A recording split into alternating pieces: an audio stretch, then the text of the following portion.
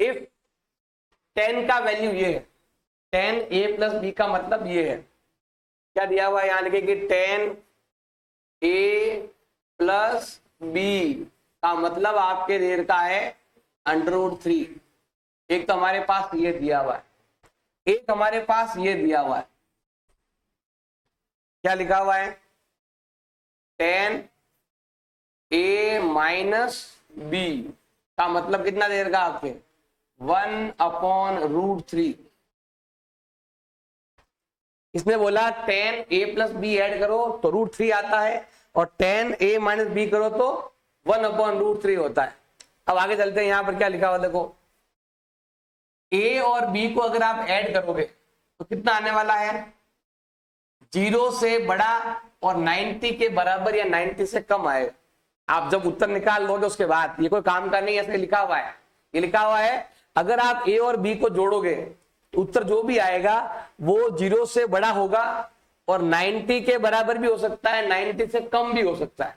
a और b को जोड़ने पर, a और b को अगर आप जोड़ो उत्तर निकालने के बाद पूरा क्वेश्चन हल करेंगे, a और b हमें ज्ञात करना है, तो लिखा हुआ भी है यहाँ पर हमें a और b ज्ञात करना है। और यहाँ क्या लिखा हुआ है, a बड़ा होगा और b छोटा होगा। ये खुद ही हिंट दे रहा है कि a का उत्तर बड़ा आएगा, b का उत्तर छोटा आएगा, दोनों को जोड़ोगे तो 0 से 90 तक उत्तर आएगा, 90 से बाहर नहीं जाएगा, 90 तक जा सकता है अगर a और b को जोड़ेंगे। तो ये यहाँ पर लिखा हुआ है, इसको हमें ध्यान नहीं देना है, हमें इसको हल करना है। देखो सबसे पहले ये वाला, इधर आपके 10 है, जैसे मैंने अभी किया था ना क्वेश्चन, अभी इधर 10 तो इधर भी 10 लेके आना है। तो यहां पर क्या है आपके 10a+b।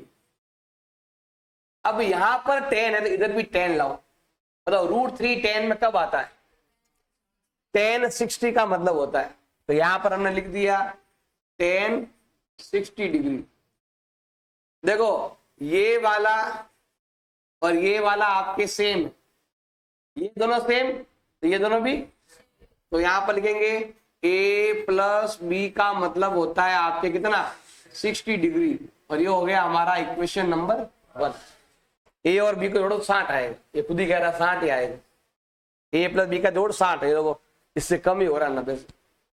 अब यहां पर आते हैं 10 का 10 a-b का a-b, देखो यहां समझा, यहां देख लो, यहां पर मैं अभी ये पूरा सेम लिखा है मैंने, इधर मुझे 10 दिख रहा है, इधर भी 10 ही लाना है। तो बताओ 10 1/√3 कब आता है, 10 30 में कब आता है, 10 30 डिग्री में आता है। ये 10 और ये 10 सेम, तो ये दोनों भी क्या रहेंगे, तो यहां रहेगा a-b का वैल्यू हो गया कितना 30 डिग्री, और ये हो गया हमारा इक्वेशन नंबर 2।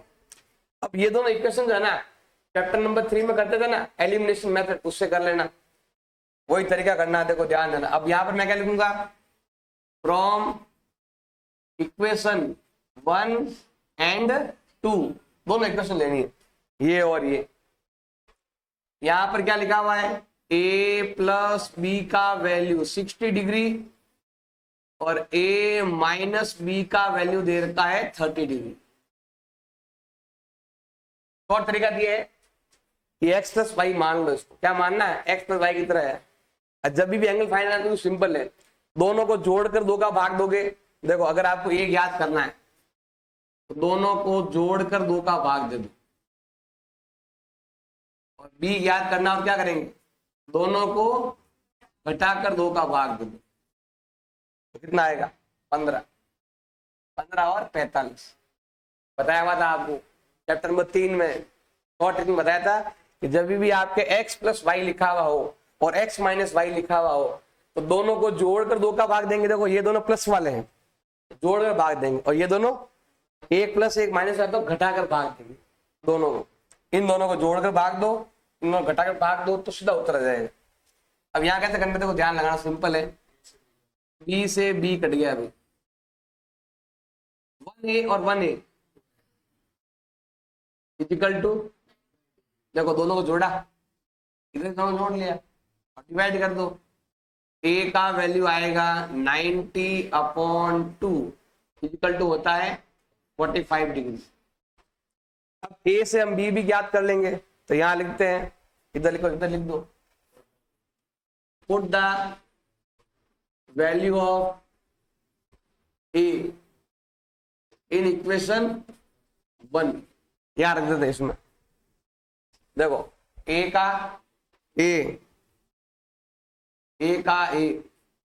फिर प्लस का प्लस, ए का मतलब दिया मैंने, ए का मतलब है 45 प्लस बी इक्वल टू कितना है 60, वो प्लस का उधर भेज दो, तो बी का मतलब हो जाएगा 60 माइनस 45, बी का मतलब होता है कितना 15 डिग्री।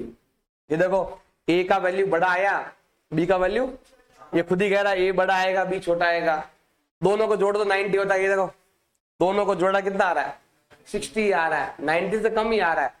ये देखो 90 का इक्वल भी लिखा हुआ है और छोटा भी लिखा हुआ है, इक्वल या उससे कम आएगा, ऐसे हम डिफाइन कर सकते हैं। ए बी ऐसे भी कर सकते हैं, ए का मतलब होता है दोनों को जोड़कर 2 का भाग लगाना, बी का मतलब होता है दोनों को घटाकर 2 का भाग लगाना। लेकिन ये तभी करना है जब यहाँ पर कोई नंबर नहीं हो पास में, सिंपल नंबर हो तो इस तरीके से भी कर सकते हो, उत्तर वही आएगा, लेकिन आप ऐसे ही करो ज्यादा अच्छा रहेगा आपके लिए।